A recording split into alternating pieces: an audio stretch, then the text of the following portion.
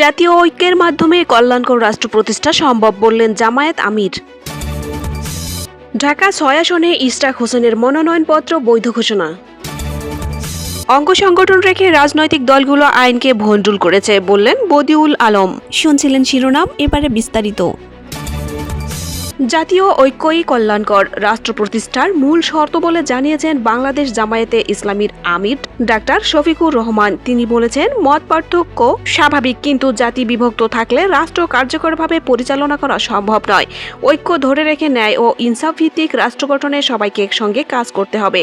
শুক্রবার ঢাকা বিশ্ববিদ্যালয় ফ্রেন্ডস ক্লাবের বার্ষিক গেট টুগেদার অনুষ্ঠানের প্রধান অতিথির বক্তব্যে তিনি এসব কথা বলেন। ডাক্তার শফিকুর রহমান বলেন, একটি দেশকে কল্যাণকর রাষ্ট্র হিসেবে প্রতিষ্ঠা করতে হলে জাতিকে অবশ্যই ঐক্যবদ্ধ থাকতে হবে। বিভক্ত জাতি দিয়ে কখনো একটি রাষ্ট্র সুষ্ঠু ও কার্যকরভাবে পরিচালনা করা সম্ভব নয়। তিনি বলেন, স্বাধীনতার ৫৪ বছর পর দেশ নতুন সম্ভাবনার সামনে দাঁড়িয়ে আছে। এই সম্ভাবনাকে বাস্তবে রূপ দিতে হলে জাতির ভেতরে বিভক্তি দূর করতে হবে এবং ঐক্যের শক্তিকে রাষ্ট্র পরিচালনার মূল ভিত্তি হিসেবে গ্রহণ করতে হবে।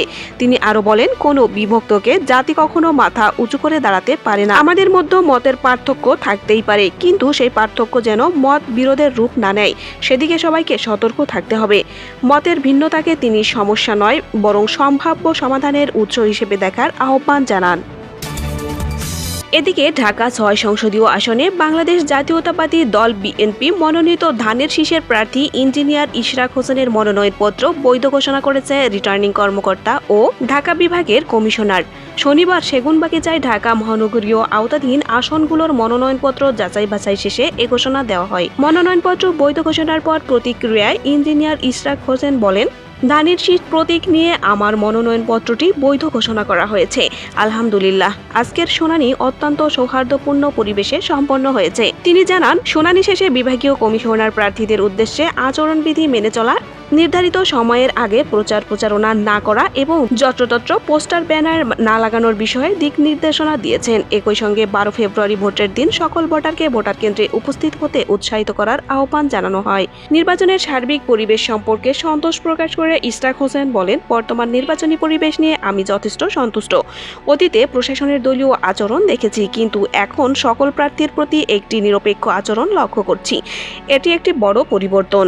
আমরা আশা করি এই ধারা অব্যাহত থাকে এবং দেশে স্থায়ীভাবে গণতন্ত্র প্রতিষ্ঠিত হবে।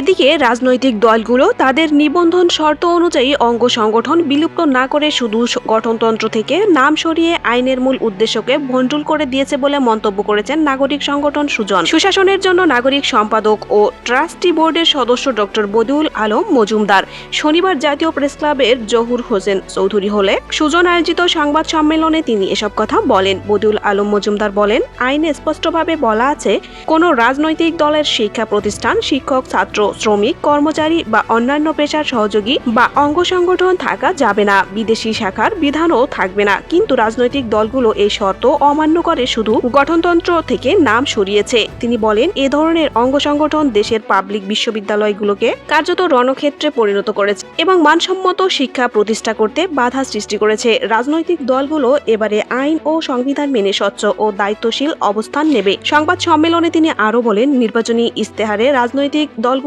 কিভাবে 11টি সংস্কার কমিশনের প্রস্তাব বাস্তবায়ন করবে তা স্পষ্ট হওয়া প্রয়োজন। যতক্ষণ নাগরিকরা জানবে না কোন দল কোন সংস্কার প্রস্তাব গ্রহণ করেছে, তারা ভোটাধিকার প্রয়োগে বিভ্রান্ত হবে।